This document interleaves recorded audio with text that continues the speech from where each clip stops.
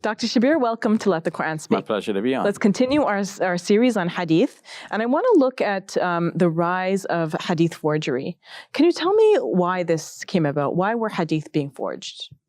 Well, after the death of the Prophet Muhammad, peace be upon him, you can well imagine the scene that people are not only mourning the loss of the Prophet Muhammad, peace be upon him, as their beloved prophet and the person that they love to have around, but they were now suddenly cut off from that source of direct instructions that they felt, is coming from a person who is guided by God. Mm-hmm. So if they wanted to know what to do next, and they couldn't ask the Prophet directly, but somebody would remember, for a situation like this, the Prophet, peace be upon him, would have acted thus.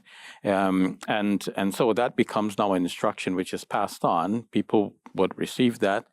Some may act on it. Some may think, well, wait a minute, maybe you didn't remember exactly, or I remember differently. And so there will be competing bits of information about what the Prophet, peace be upon him, would have said or would have done in a certain situation, or what instructions he used to give for a certain circumstance. But the forgeries start to occur when people cannot remember exactly, and they want to make something up. And why would people make anything up? Well, sometimes just the need to have some instruction. Humans are humans after all. And within the lifetime of the Prophet, peace be upon him, the Quran notes that there were people within the Muslim community who were not genuinely Muslim. So we can well imagine that people from that angle might come in with things which are not really true. Either to serve their own purposes or just on the spur of the moment. Somebody wants to be the champion who has some information to offer here, even if nobody has any genuine information. But we also see that there was a rise of political entities. Mm-hmm. The clashes within the community very early on, some supporting this person, some supporting the other person. After the death of the Prophet, peace be upon him, it wasn't clear to Muslims right away as to who should be the person that will take the reign of government after him. Of course, he was a prophet, and there could be no one to replace him in his prophetic role, but he was also a political leader. So who would take on his political role? Some championed Ali, the cousin, who was also the son-in-law of the Prophet, peace be upon him. Some championed Abu Bakr, who was a close companion of the Prophet, peace be upon him, the Prophet's father-in-law. And eventually the community settled on Abu Bakr, but only after some hesitation among some persons. And it is said that even Ali came to take the oath of allegiance to Abu Bakr after some months had passed. And Fatima, the daughter of the Prophet, peace be upon him, also had some run-ins with Abu Bakr. They were not entirely seeing things in the same way. So was it like a Sunni Shiite split at that time? Of course, we wouldn't call it Sunni Shiite split at that time. But the origins of it. The origins, you can say, are there. Or, once a split occurs, people would look back and they would see, that's where it all began. Mm-hmm. Now, with these tensions in the society, some people would support Ali, some would support Abu Bakr. And how do you support? By remembering that the Prophet, peace be upon him, said something in favor of Ali, or remembering that the Prophet said something in favor of Abu Bakr. And then what if you could not remember something exactly? People started to make things up, and not necessarily in the earliest years, but as time progresses, more and more this would be done. So introductory books on Hadith written by Muslim scholars would tell us that one of the reasons why we have forgeries in Hadith is that those who supported Ali, may God be pleased with him, invented Hadiths to support him. Mm-hmm. And when the Sunnis heard about this, they started to invent Hadiths to support Abu Bakr, on the other hand, to counter the inventions of the others. And then when the Shi'is or proto-Shi'is saw what the Sunnis were doing, they increased their efforts all the more. And so you have forgeries, countering forgeries, and counter forgeries. But that But was there not were the only. other political divisions occurring at that time. I believe it wasn't just the Sunni Shiite sort of beginnings of the split that we are seeing. True. When Ali established the caliphate, he became the fourth person in line, and in fact became the caliph at that time. At the same time, there was Muawiyah in Syria, who was a relative of the Prophet Muhammad, peace be upon him, and or at least a relative of Uthman, and who was the third caliph. And Muawiyah, in a way, championed his own leadership. And so we had a faction there and a massive rift in the community leading to civil war. And naturally, in that situation of civil war, people were fighting not only with swords, but also with words. And what better words to fight with than words which can be attributed back to the Prophet, peace be upon him. So some said that the Prophet, peace be upon him, said this in favor of Muawiyah, and so on, championing one cause over the other faction. But it was not only political issues that gave rise to forgery in hadith. There were also personal concerns. It would be said that a man is having a hard time keeping his wife where he wants her to be. He thinks that she should be in her place, and she is exerting herself or asserting herself. And he can't tell her, you have to listen to me, because she's not going to listen. But he circulates a saying within the community that a woman should hear and feel subdued. And that saying he attributes to the Prophet, peace be upon him. He tells somebody else, knowing that somebody else will tell somebody else, will tell somebody else, and eventually it'll come back to his wife. When his wife hears that, his wife would listen to what the Prophet, peace be upon him, purportedly said. But of course, it's an invention. So what evidence do we have that that's an invention? Well, in fact, this has been widely acknowledged by Muslim scholars. This comes from their careful examination of the various chains of narrators. They try to trace back who said this, and if the Prophet, peace be upon him, said this, it must have been heard by other people as well. They would be asking, how is it that only one person said this, and this looks suspiciously like it was invented by somebody for this purpose. Either somebody invented this to support a political faction, or men invented this to put women in their place. It is narrated, for example, that Aisha, the mother of the believers, sometimes heard men saying something, and she said, "You guys are saying that." She was objecting because she lived close to the Prophet Muhammad, peace be upon him, for many years. She knew the kinds of things that he taught, what he stood for. And when she heard what they were saying, she realized that this could not be a saying of the Prophet Muhammad, peace be upon him. So the gentleman made this up, or they made a mistake. They might have misremembered or confused what they remembered. So what do you think is the extent of these forgeries then? How widespread was it? This was actually very widespread, so that it could be reported that when Al-Imam al-Bukhari went about his work of trying to collect and sift the various narratives, he started with a pool of 600,000 hadiths, and out of that he selected some 7,400, which he graded as sahih or authentic. Now, that's not the only grade of acceptable hadith in Islamic jurisprudence. There are lesser grades. But if you start with 600,000 and you narrow it down to 7,000, you can see the vast difference. Although in the 600,000, there will be repetitions. Each chain, let me step back for a moment and explain this a little bit more. So a hadith comes down to us nowadays through a chain of narrators. So the Prophet, peace be upon him, said something. One of his companions heard it. That companion tells somebody else, who tells somebody else, who tells somebody else. Then you have one chain of narrators going all the way down until it comes to be recorded many generations later by Imam Bukhari or someone else. So that's a chain of narrators.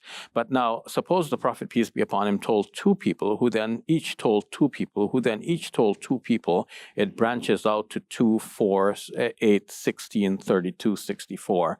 And so you can have 64 different chains of narrators narrating basically the same thing that the Prophet, peace be upon him, said. So the one saying becomes 64 separate hadiths.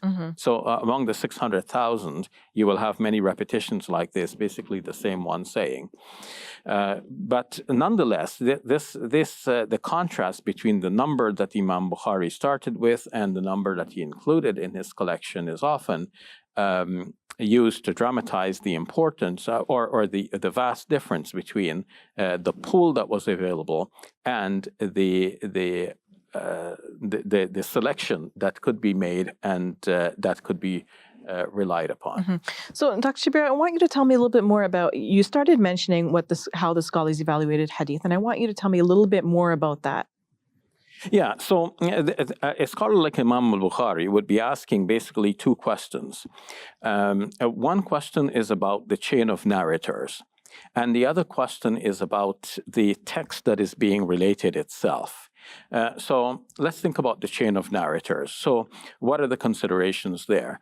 If person A says that he heard from person B, who heard from person C, who heard from person D, that the Prophet, peace be upon him, said X, Y, Z, then we want to know about the A, B, C, and D, these persons. First of all, are they known to be good persons in the Islamic society? Because I've already mentioned previously that there were what is referred to in the Quran as munafiqun, hypocrites, who were there in the community, but they were not good Muslims. Technically they're not even Muslim because they're professing the faith, but internally they're not really there. That's not for us to judge, but that's the Quranic judgment on them. I mean, we couldn't look at a Muslim and say, oh, but you're just professing the faith, but you don't have it there, because we don't know what's in their hearts, right? But the Quran makes that differentiation. But that alerts us to the fact that in the Muslim community, there would have been people that you could not trust. But we wouldn't know one from the other. But the Hadith scholars had to take the necessary steps to evaluate the persons. And they felt uneasy about this at first because it would mean that you're trying to judge individuals. How do you know what's in the heart of this person?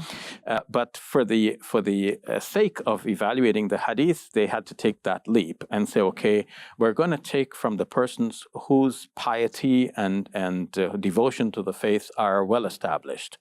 And we're going to leave off the others that we're not so sure about. So then they started to draw books of hadith, of hadith narrators, lists of the narrators. You can check a biographical dictionary. This is the name of the person. What do other evaluators say about this person? Somebody may say that this person is honest. Somebody may say he is trustworthy. Somebody may say, on the other hand, that he's a liar. Or maybe worse than a liar, he's a dajjal, which means, like something like the Antichrist. And so on. So looking at these evaluative snippets that have been given by other experts in the field, a person like Imam Bukhari would then be confident in including some narrators and excluding some others. Then that's about the honesty of the unreliability of the narrator as a person himself, given his trustworthiness as an individual. But then what about his trustworthiness in terms of relating hadith? Because he could be a good individual, righteous, pious, honest, but maybe he doesn't have a good memory.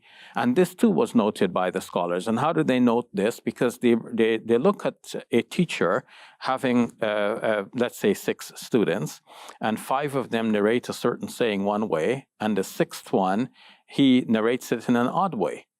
So they know that this is the odd man out. He perhaps misremembered. Maybe his memory is a little faulty. So they will note this down. So he becomes a less reliable narrator, not because of anything about his person, but because of his human failing. Now, what about the chain of narrators itself? So if each individual by himself is a good and upright person with good memory, did they actually meet each other? Because one person may say, I got it from that person. Person A says, I got it from B. But maybe between A and B, there is another person who was not mentioned. Maybe A didn't really get it from B. Maybe A got it from A prime, who got it from B. But we want to know who's the A prime, and A prime is not mentioned. And so this is a lacuna in that chain of narrators, and that raises a question mark because we don't know who's that person. We cannot evaluate this chain, and so that has to be left aside. So considerations like this is about the chain of narrators. Now, looking at that seems pretty thorough. It's a very thorough process. Yeah, it's very painstaking. A lot of work has gone into that. We must admire the scholars who did this great work. Now they looked at the text of the narrative itself. So is this the kind of thing that the Prophet, peace be upon him, might have said? Or could one of the enemies of Islam invent this for their own purposes, and they foisted it on unsuspecting Muslims? So they looked at the text of the narrative itself to ask, is this the kind of thing that the Prophet, peace be upon him, would have said? Or is this some kind of anomaly, which they refer to as a shadh, which means that this narrative differs from what else is being narrated on that subject? Or is there some illah in it? This is an Arabic word which means some kind of cause or reason for rejecting it. Maybe there is something in the narrative itself which gives the feeling to a hadith collector that this is not really a genuine narrative from the Prophet, peace be upon him. So how serious and detailed was this textual analysis? Because I know that some critics of Islam or of the hadith sciences say that, there wasn't really much of a textual analysis. Yes, although in theory, the textual analysis was always there. As I've already mentioned that Aisha, the mother of the believers, already did this. She would hear the text of the narrative and she would say, it couldn't be that. Sometimes she would compare it with the Quran and she would say, okay, the Quran says one thing, and people are narrating almost the opposite of what the Quran says. And she would say, no, it couldn't be. They've misremembered because the Quran says this, and it couldn't be that the Prophet said the other thing. This practice of evaluating the text was there from the inception. But eventually, what happened in Islamic history is that people started to move away from using reason and towards reliance more on narrative. So if you have a narrative, let's say we're having a discussion about what should we do next, and somebody says, "Oh, but the Quran says this is what we should do." Now that kills all discussion, right? Because as good Muslims, we're going to submit to what the Quran says. A similar thing happens with the introduction of hadith into the discussion. Once we're thinking about what we're going to do, and somebody comes and says, the Prophet, peace be upon him, said this is what we should do. So now that settles the matter. We're going to submit. So the more and more hadiths came to be introduced into public discussions, the less Muslims had the scope to use reason, to think about how to do things, and so on. And so hadith tended to take over. And of course, if these were all genuine narratives from the Prophet, peace be upon him, this would have given us more of a comfort that we are doing the right thing here by following the hadith. But a lot has been forged, as we already mentioned. And when the hadith scholars were doing this evaluation, they were already in the mood to just simply take the hadith without scrutinizing the text so much, especially as many generations had passed and there were a lot of hadiths to deal with. And there was also the sense that they wanted hadiths to speak about the wide scope of Muslim activity in all areas. And once you have that sense that you want more hadiths, you want hadiths to speak on a subject. You see, again, I spoke about the discussion and then somebody introducing the hadith, and that kills the discussion, right? But there is also the desire that arose among Muslims in this period that we want more hadiths. We want the hadiths to speak about the subject. We don't want to think about it anymore, because my thinking thinking is going to be different from your thinking, that's going to be different from the other person's thinking, and whose thinking is going to be right. How do we know whose thinking is right? So to settle the issue, let's get a hadith on the subject. So if nobody comes to introduce the hadith, we go out searching for the hadith. We want to go ask somebody else, do you know a hadith on this subject? And when you go ask somebody else, do you know a hadith on the subject? Somebody will say they know a hadith on the subject, even if they didn't know before. So do you think that we have these 6 books that we consider pretty good in terms of the sahih nature of them, how authentic they are? Do you think that these contain, still after all of the scholarly analysis and evaluation, they still contain many fabricated hadiths? It depends on which of the books we're talking about. There are 6 books which are referred to generally as the Sihah Sitta. Among them is the collection of Al-Imam Ibn Majah. Ibn Majah's collection has been criticized by many scholars, and there is a recent book by Dr. Israr Ahmad Khan called Authentication of Hadith, Reevaluating the Criteria. So in that book, he noted that Ibn Majah's collection has been said to contain many fabricated hadith. Among the others, you might find hadiths which are on a spectrum, from being authentic on the one hand to being weak on the other hand. Mm-hmm. Hardly does anyone say that there are fabrications in the others, partly because we respect the books so much. But careful scholars who go into these books in detail, they may weed out 1 or 2 and say, okay, this one is to be left aside because the chain of narrators is faulty or something of that nature. But even then, there is a lot of hesitation in using reason to evaluate the text of the narratives. And because the reason has not been used as much as we would like, even though in principle it was always acknowledged as a valid method of evaluating the hadiths, we have hadiths in the major collections which have given cause for pause to some of our greatest scholars. We have, for example, a hadith. We spoke about the different factions inventing things. We have a hadith which speaks about 12 imams, and that's in the Sunni collections. And we know that the 12 imams right away is... that arose much later. That was an idea that came later among the Shi'i branch.